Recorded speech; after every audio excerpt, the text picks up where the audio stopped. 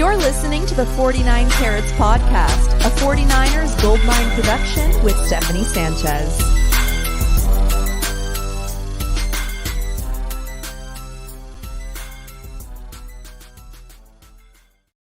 What's going on, everyone? Welcome to another edition of the 49 Carats Podcast. I'm your host, Steph. It is Friday, February 2nd. And like I said, I was going to be having special guests all leading up to the Super Bowl. And today is no different. Joining me today is Keiana Martin. You guys may remember him as a 49ers reporter. And these days, she's everywhere on TV, MLB Network, CBS. Keiana, thank you so much for coming on the show today. How you doing? I'm good. I'm feeling even better now that, we have that week off and now I head into the Super Bowl. Like, it's a good feeling. My phone's been like blowing up all week with people that are like either congratulating me or that are talking trash, but also the teams that are and the people that are talking trash, they're sitting on the couch right now. So exactly. It's a good week for me. I'll just say that. Exactly. And I'm liking the hat. You got the SF on there, always repping. We know how it is. But okay, so I want to ask you about this 2019 team compared to now, because you were still with the team when they went to the Super Bowl in 2019, of course. And so you've still kind of managed to stay around the team. I see you at the games, you still repping, like I said. What has kind of the vibe been like when you look at that 2019 team to now? So it's a lot different, I guess, being that I'm not in-house. So, I'm not around the same players that, that weren't there in 2019 compared to where they are now. But I think one thing that does stand out is I feel like just from when I was there, this feels like a more complete team. And don't get me wrong, 2019 was a very good team. I feel like they had great teams even after that 2019 season. But you think about the added pieces, you think about what a guy like Christian McCaffrey brings to this roster, what a guy like Trent Williams brings to this roster. And that is no slight to Joe Staley in any shape, form, or fashion. Right. I think the 49ers are very, very fortunate to go from one future Hall of Famer immediately to another. So that was a fantastic situation for them. But you just think about some of those pieces, and then obviously it's going to come to also Brock Purdy and what type of quarterback he is.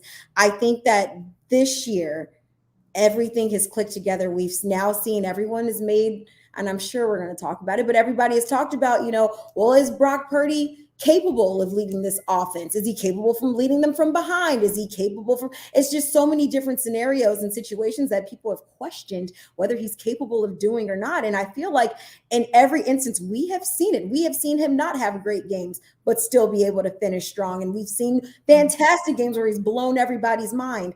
So I feel like now knowing who we have as a quarterback and what he's capable of, I feel like that could be that missing piece to really just finish everything off for this team and what the ultimate goal is at the end of the day. Definitely a more balanced team, like you said. I mean, the defense was out of control that year, and Nick Bosa, reflects on that team saying like that was a Super Bowl defense. And now you look at some of the pieces they've added on the offense since then. I mean, you mentioned some of the names, and let's talk about Brock Purdy really quick, because when you left the team, it was in 2022, and that was before the 49ers drafted Brock Purdy, Mr. Irrelevant. But he's been nothing. He hasn't been irrelevant at all since then. Yeah. So how have you kind of felt like just seeing, I guess, his growth since that point and how the team has kind of transformed since that point? I think I think for everybody, for people that are in-house, people that are just fans, people that aren't fans, I don't think we've ever seen something like this happen. We've never seen a guy be the last pick in the draft. We can talk 7th or 6th round. I mean, unless we're going to talk like the Tom Brady thing, but you don't really see somebody like that come in and change an offense, not just an offense, but change a team the way that he has. I know the news has come out this week of Jed York and what he said about seeing Brock Purdy out at practice. I mean, I think that just goes to show what kind of player he is. It didn't really matter where he was drafted at. His mind was focused on one thing, and that was continuously getting better. And I know the entire roster is so good at, supporting whoever is under center. But I even go back to the game that Jimmy went down. I believe that was against Miami, and Brock stepped up. And I think it was like a video or clip of George talking to him like, you got this. Like, we have full trust. I think Trent Williams spoke after that game on the podium. It was just like, we have full trust in Brock Purdy. We've seen him at practice. We've seen what he's capable of.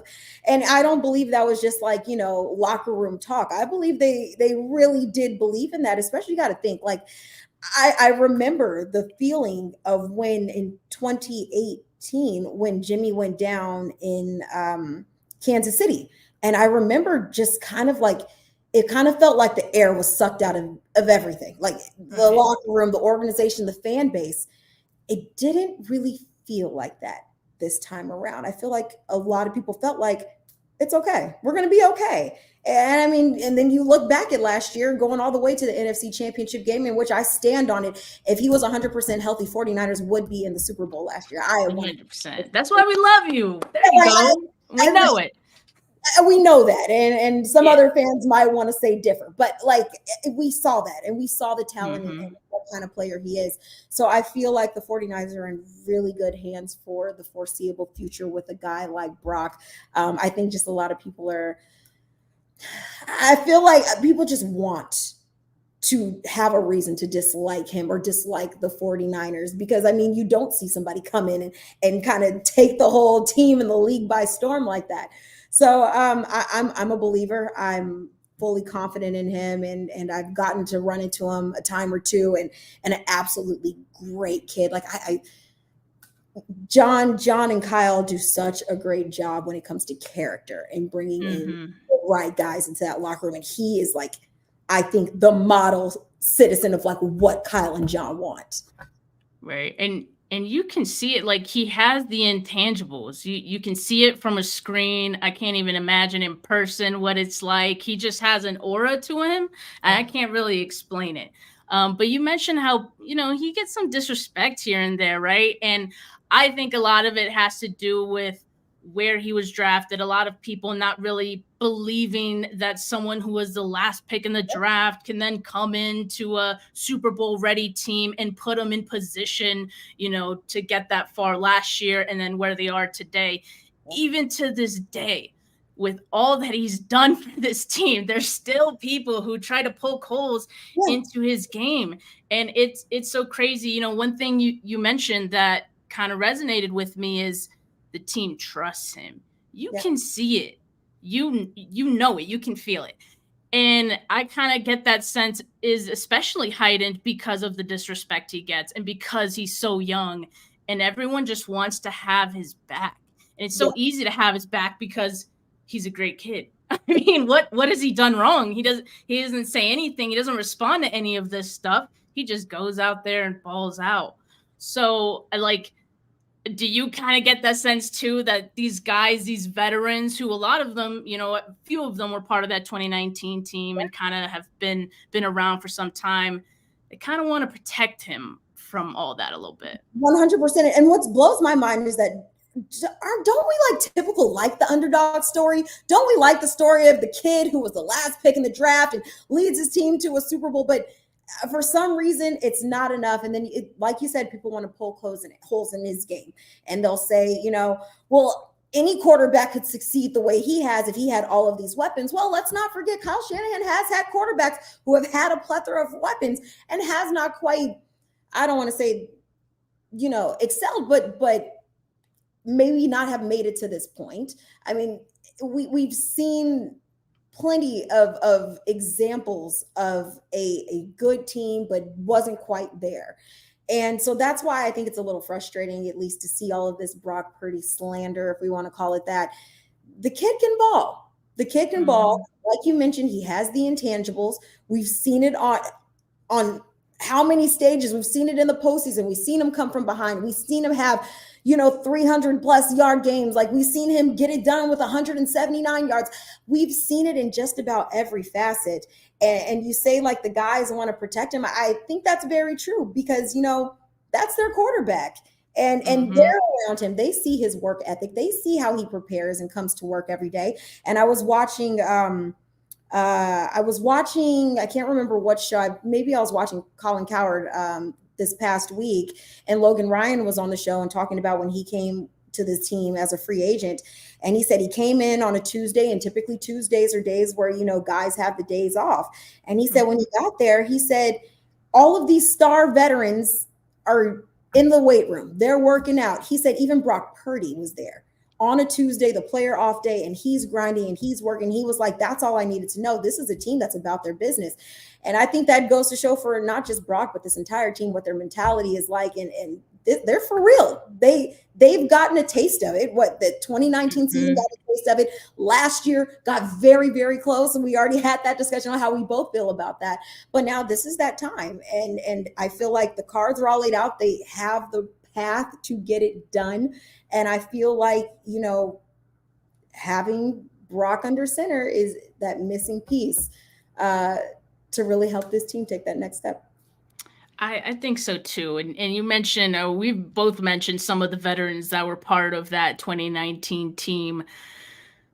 What exactly are they carrying with them into this season, right? Like, obviously, some scars from that year. And what were the vibes like after that loss? Like, I'd like to think it has helped them, right? And get to that point and know what it takes to get there, and hopefully know what it takes to get the win in the Super Bowl. What's so crazy is, when we knew that if the 49ers beat the Lions, they were going to either see the Ravens or they were going to see the Chiefs. And everyone's talking about that 2012, 2013 season. Oh, it could be a rematch of that game.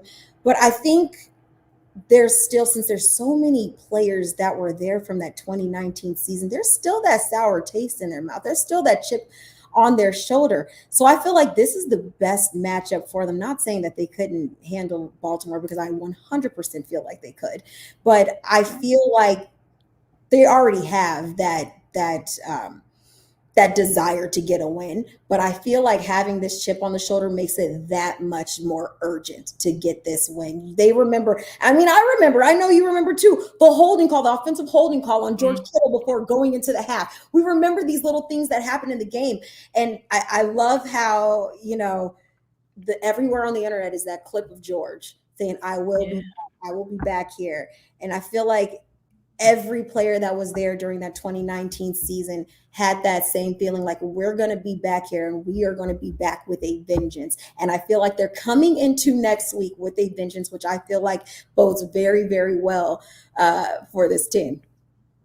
And so these last 2 weeks, or the last 2 games, haven't really gone as expected, you can say, because, we're used to seeing our team dominate, get out to these early leads, not let it go, all this. It's been a little different in the playoffs. That has taken some getting used to, admittedly, for some of us 49er fans. Yeah. I think they know that can't happen in the Super Bowl. Like, a lot of them are talking about effort. Like, you hear that from several different guys throughout the week when they're speaking with the media. I mean, even in this run, like, what do you think they've learned these past couple weeks that can help them against this really, really good Kansas City team? I feel like, especially considering this game against Detroit, being down 17 points, I mean, I think we all were kind of just like, this is a bad way to go out. Like, we can't believe it. But I think this was a really good eye-opening moment for this team. I feel like they learned how, they know they're resilient, but you really got to see how resilient you are. You really got to see how the guy next to you was really going to step up and play for his brother, play for this team, play for the franchise. I feel like maybe, and this might sound crazy, but I feel like that was needed. I feel like that was a really good wake-up call that you cannot sleep on any opponent, especially looking at Patrick Mahomes. You can never sleep. I mean, we've talked about it all year about, the receivers dropping passes. Oh, this isn't the same Chiefs team that we saw, from years past. But let's fast forward. Well, they're AFC champs. They're back in the Super Bowl for the 4th time in the last 5 years. This team is darn good. And regardless of whatever issues they had, weeks 1 through whatever 8, 9, they are back to playing at the top of their game. And so that's why I feel like maybe this Detroit situation was kind of that wake up call. Like, we have to be ready. Like, and I know in the Super Bowl, you're over preparing and all of that, but like, you cannot sleep on anything, on a single aspect of their game. So I would assume that what has transpired these last 2 weeks against Green Bay, against Detroit, was just kind of that wake up call to get this team, just like that reminder, like, hey, let's come out full force. Let's not have to play from behind, because this is not a team you want to have to play from behind against. Well, shoot, even a lead isn't safe when you're playing against them. But that's why it's so important against Kansas City, against Andy Reid, against Mahomes. Like, you have to be ready. You have to come out firing on all cylinders. So I feel like that's something that has to be discussed constantly in those meeting rooms and in that locker room. Yeah, I keep getting reminded that, like, in the playoffs, what happened the week before, what happened in the regular season doesn't matter. What matters is what's in front of you. And the Kansas City Chiefs have been proven time and time again in the playoffs, they are a different beast. They are to be respected. I did not have them winning either of the games against the Bills or the Ravens. And not only did they win, but they did it in impressive fashion. I mean, you talk about Mahomes, you talk about Kelsey, even Andy Reid. Those are guys that step up in these big moments. But they have another player on their team, kinda, that's getting a lot of attention this time around. Taylor Swift. I know she's getting a lot of attention, of course, from the media leading up to this game, and then also during their games. But some of it you can say is not really fair, kind of like how Brock Purdy maybe gets some disrespect too. Is like, Taylor Swift's not doing anything but just dating Travis Kelce. Like, guys, come on, what are we doing here? So what are your thoughts on the Taylor Swift? Hey, do you ship the relationship at all? Okay, this is a tough topic for me, because I have a very extreme feeling, but I will say it's changed over the last week, and I'll tell you why. When everything first started with Travis and Taylor, okay, great, but it became ad nauseum that every breath Travis Kelce took, the camera pans right over to her. And it's like, I watch the game of football because I love this game. I love this game with passion. This is taken away from my experience. I'm sorry. Like, it drove me insane. And, I get it that, for certain outlets and things like that, this is bringing business, and it is bringing another fan base to the game. And there was a video I actually saw on social media. It was a little girl and her dad. And because of Taylor Swift, she was watching games with her father. So her dad was asking her questions like, what's a shotgun formation? She's spitting out what that is. He's like asking, like, yeah, it was great. Like, I saw that. I was like, okay, all right, I got to ease up a little bit, because that definitely made me happy. That reminded me of my childhood. I didn't have a Taylor Swift and why I started liking football, but it was just like moments with me and my dad. And that was like our bonding thing. So seeing that kind of softened me up a little bit, not a lot. But I think what kind of really changed it for me was during that last game, during the AFC Championship game. You saw the camera go over to her, and she's like, come on, like, turn it off. Like, she was tired of the attention. So the fact that, she just wants to watch the game, she wants to watch her boyfriend play, okay, I can get down with that. But I feel like I always say, like, if you want to have a good time watching the Super Bowl or watching a game, a Chiefs game in general, play a bingo game. The amount of times they show Taylor Swift take a shot, you'll be hammered by the second quarter. Like, but it's I get it. It's good for business. It's good for the sport. I'm slowly coming around to it. I have nothing against Taylor Swift. I think she has great music, but when it got to the point where it was just like it's taking over the game, that's when it became a much. But it's hopefully that now that, she has made it known that, like, hey, let's pump the brakes on showing me every 2 seconds. I feel like Right. that I can sit with that. It did become overkill. Like, I don't, I personally don't mind her. It's just like it was overkill. And I'm seeing these headlines of she's helped generate like 300 million for the NFL. And it's like, okay, yeah, they're milking it. Oh, yeah, they are. Note to the NFL, what I personally think would help keep this attention is if the Kansas City Chiefs lost this game. That will keep all of the Taylor Swift fans who started following the Chiefs engaged, into next season, because then they're going to, be in with a vengeance too, so that'll keep them interested until the Kansas City is back in the Super Bowl. You can't just give them a one and done, because then they're going to just think all their favorite teams win all the time, And then here's the thing, the storyline that I just will not be able to handle. It's the Taylor Swift effect. Like, they won because of Taylor. Like, absolutely not. Someone actually texted me today, and I kid you not, I'm like going to try to look this up like while I'm talking to you. Someone texted me today, and they said it's the power of Taylor. I'm literally reading a text message right now. They said it's the power of Taylor. Ha ha ha. And I said, no, it is not the power of Taylor. It's Patrick Mahomes and Andy Reid and what they have been able to do year after year after year. And she is an added bonus that has brought more attention to the game. She has no effect on what way a game goes, but I do believe, her fans maybe like need to see, oh, well, it's not going to be all rainbows and butterflies. Life doesn't end like that. It's not always like that. So sometimes you got to take an L and come back next year. So maybe this is the year that happens for them. Maybe it could even inspire a new Taylor Swift song. Like, who knows? I mean, the possibilities are endless. But speaking of like luck and maybe some superstitions, because I'm seeing a lot floating around, especially after last week, 49ers game against the Lions. We talked about the big comeback win. We talked about that catch. I mean, we've been talking about it all week. Brandon Ayuk's catch off, the defender. I agree. That should have been sports centers. That should have been their number one play. That was incredible. Yeah, it really was. And so he was asked after the game, about the moment when they thought they would win, all that stuff. He mentions ladybug landed, I think he said on his shoe, or he landed on him. Yeah. You know what that means. So since then there's been all this talk about ladybugs.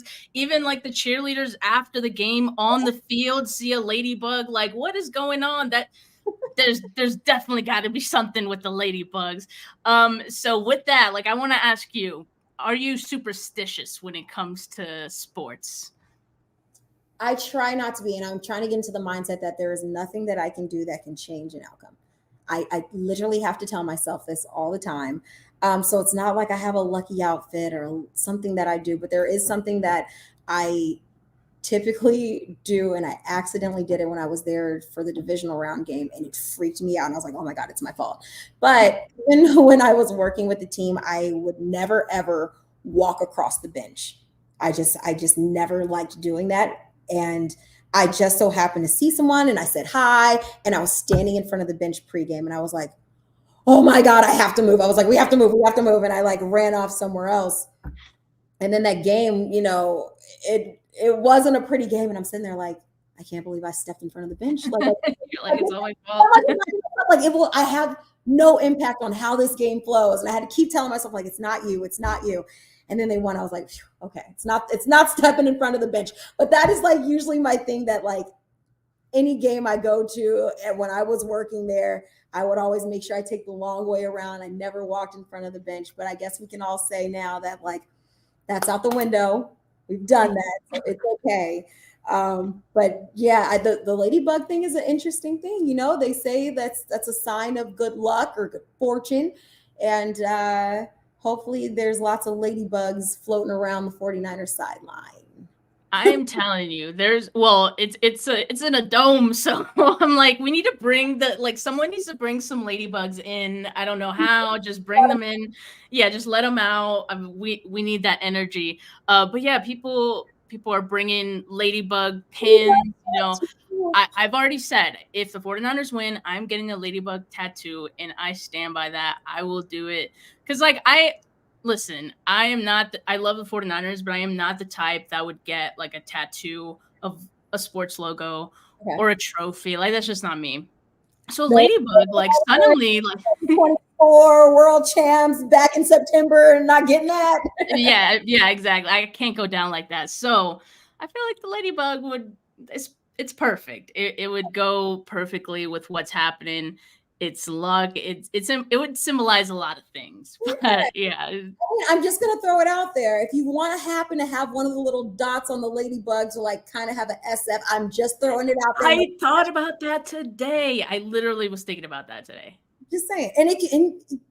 There's so many creative tattoo artists. It can be so like, incognito. You like, if you really focus on it, you're like, oh, whoa. So yeah, I'll remember that, because I was already thinking of that earlier. Like, I was literally on Instagram bookmarking ladybug tweets and or tattoos, all that stuff. So it's up here. I got it.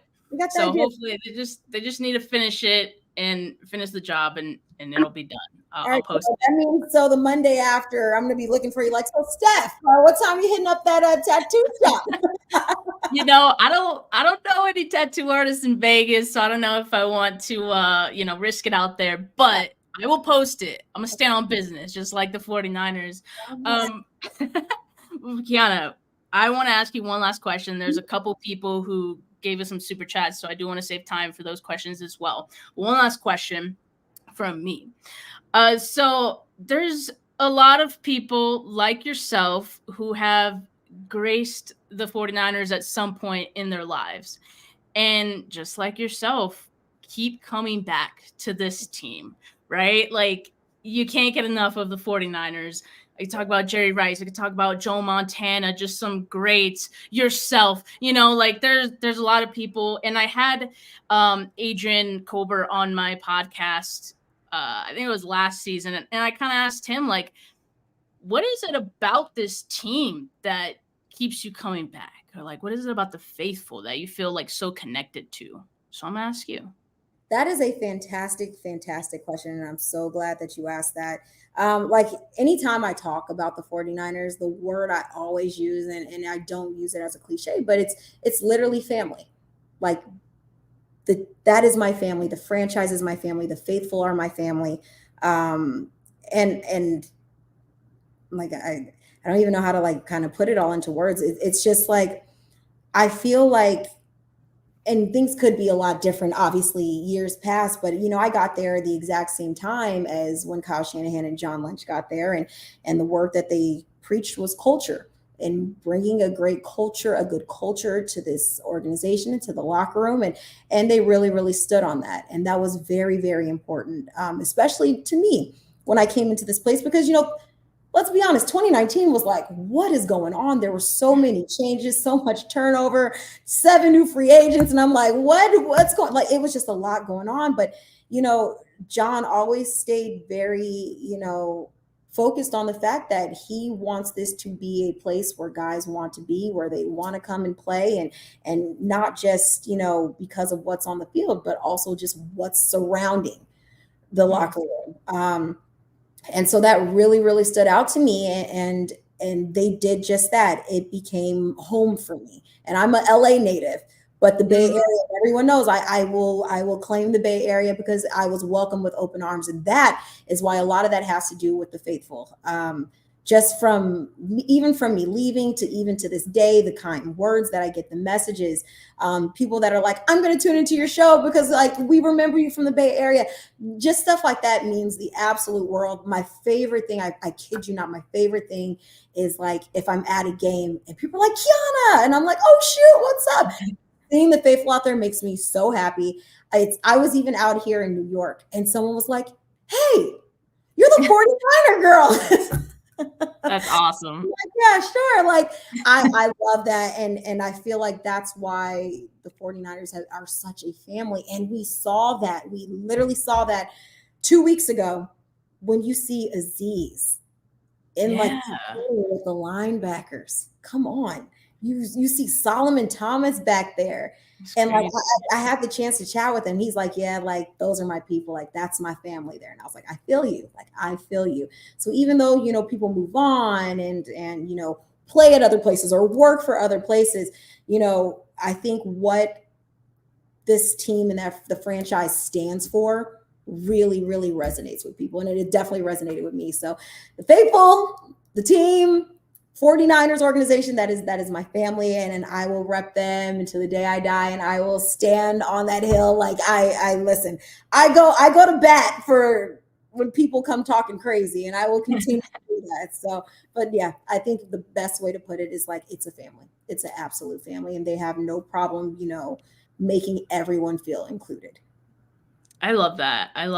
And I think I speak for all of the faithful when I say we are so happy that you're still rocking with us, and like you're still on the sidelines, you still rep for the 49ers. We absolutely love it. But like you said, like anytime I can even sprinkle like 49er stuff whenever I'm on camera, I do it.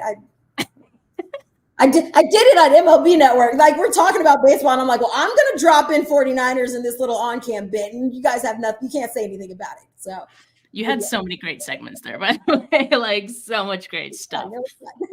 But speaking of, let's get to some of these questions, these super chats. Shout out Bro Montana. He says, do you do platform lives? Great having you back. Well, you just mentioned MLB Network, and now you're at CBS, right?